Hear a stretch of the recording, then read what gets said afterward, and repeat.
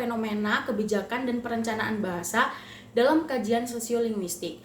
Kebijakan dan perencanaan bahasa dalam kajian sosiolinguistik adalah usaha untuk memecahkan persoalan komunikasi dalam lingkungan masyarakat. Plan dan Beldav pada 1997 juga menjelaskan bahwa kebijakan dan perencanaan bahasa adalah suatu ide, hukum, peraturan, dan implementasi untuk mencapai perubahan bahasa dalam suatu masyarakat atau negara. Berikut 5 fenomena kebijakan dan perencanaan bahasa. Fenomena pertama adalah bahasa Indonesia. Bahasa Indonesia lahir pada 28 Oktober 1928 dan tertuang pada Ikrar Sumpah Pemuda dan diresmikan pada 18 Agustus 1945. Mengapa fenomena ini dikatakan sebagai kebijakan dan perencanaan bahasa? Karena bahasa Indonesia tertuang pada pasal 36 dalam UUD 1945, yaitu bahasa negara ialah bahasa Indonesia. Banyak sekali undang-undang yang mengatur tentang bahasa Indonesia, seperti pada Undang-Undang Nomor 24 Tahun 2009 yang menegaskan bahwa bahasa Indonesia harus digunakan dalam berbagai ranah. Kami, putra dan putri Indonesia, menjunjung bahasa persatuan, bahasa Indonesia. Namun yang perlu diingat, karena negara Indonesia terdiri dari banyak pulau yang menjadikan pengguna bahasa Indonesia memiliki perbedaan logat atau dialek atau gaya bahasa. Misalnya pada penggunaan bahasa Indonesia oleh orang Betawi atau Medan atau Maluku atau Jawa dan Sunda. Bisa 50.000 di sini? Bisa, makanya kau jadi tukang ojek aja sini selo kau. Mau lah aku El. Iya makanya langsung kau parkirkan aja motor kau. Langsung nanti terima tumpangan. Ini motor pun bensin habis sekali El. Di tengah jalan kau tahu lah ke sini dompet hilang. Habis banyak aku. Berapa? Ya kau lah berapa mau ganti terserah lah. Awak sini kan numpang aja nya, ya kan? Berapa lah kau kasih aku? Pakai duit kau 300. Nanti kalau aku mau ganti, Kenapa jadi urusan gue? nanti kau tepuk. Fenomena yang kedua yaitu penggunaan bahasa daerah di Indonesia. Penggunaan bahasa daerah diatur dalam pasal 32 ayat 2 yang menjelaskan bahwa negara menghormati dan memelihara bahasa daerah sebagai kekayaan budaya nasional. Contohnya saja bahasa Jawa. Dilansir dari Etnolog, penutur bahasa Jawa sebanyak 68,2 juta jiwa yang tersebar di Pulau Jawa dan pulau-pulau lainnya, serta negara lainnya seperti Suriname dan Malaysia. Engko bengi bal-balane kan Belgia karo Portugal. Enake ndelok ndi? Mas iki Mas di TV kawat Iya. Bulan nang Mas ya? Rusak tapi itu. Aduh, lan nang. Ngono kaya penting-penting Kaya penting-penting ini. Ben enak yo enak sih Mas. Sampai mundur sih rusaknya Mas. Iya, apa meneh lho? Meneh rusak ya. Mamu, kaya penting-penting iki.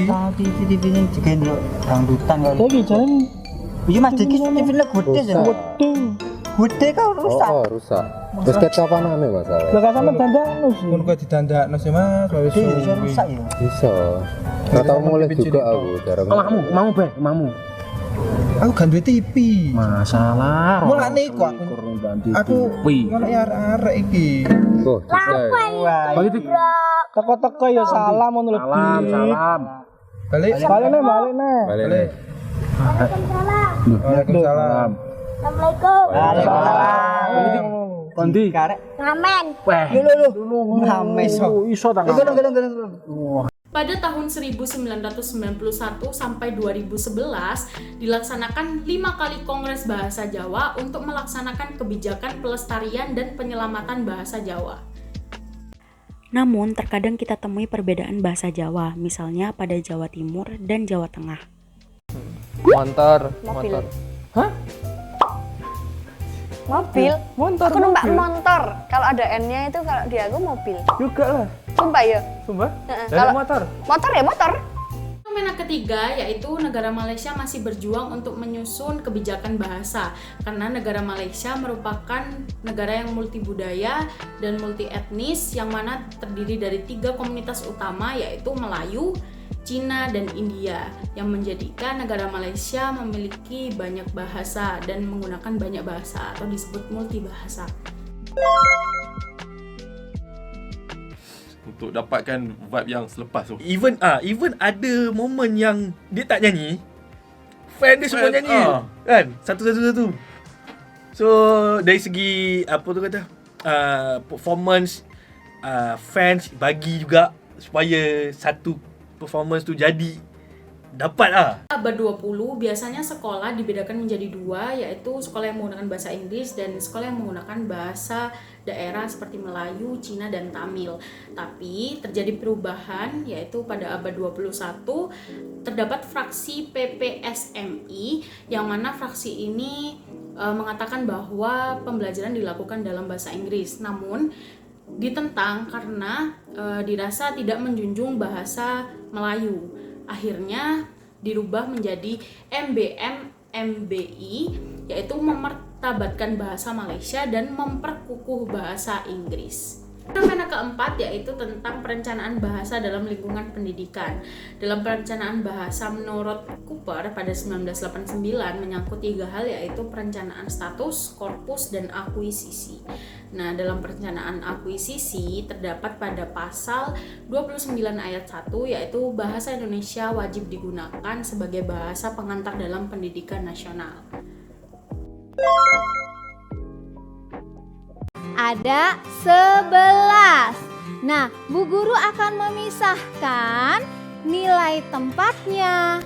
Nah, nilai tempat ini akan dibedakan mana yang termasuk puluhan, mana yang termasuk satuan. Nah, fenomena kelima yaitu kebijakan dan perencanaan bahasa tidak jauh dari punahnya suatu bahasa. Dalam data Badan Bahasa dan Kemendikbud pada tahun 2011 sampai 2019 terdapat 11 bahasa yang punah, yaitu bahasa daerah dari Maluku dan 2 bahasa daerah dari Papua. Sudah dibilang, M behind past them. M lost, 1M stop low behind. M 1M 2 pla 1 pla katen, nah 1 pla lik katen.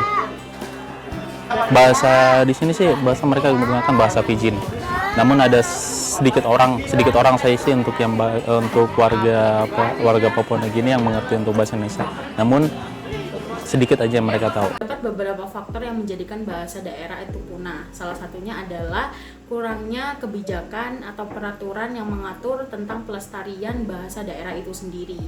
Dan faktor lainnya misalnya berkurangnya jumlah penutur atau terjadinya perpindahan atau pernikahan yang terjadi berbeda suku dan lain sebagainya. Dari 5 fenomena tersebut dapat diambil kesimpulan bahwa kebijakan dan perencanaan bahasa sangat penting karena bahasa dapat dijadikan suatu identitas masyarakat, komunitas sosial, atau suatu negara. Selain itu, bahasa juga dapat mempermudah masyarakat dalam berkomunikasi sehingga tidak menimbulkan kesalahpahaman. Selain itu, kebijakan dan perencanaan bahasa dapat melestarikan suatu bahasa, baik suatu bahasa daerah atau bahasa nasional sendiri. Sekian penjelasan dari saya, semoga bermanfaat. Terima kasih.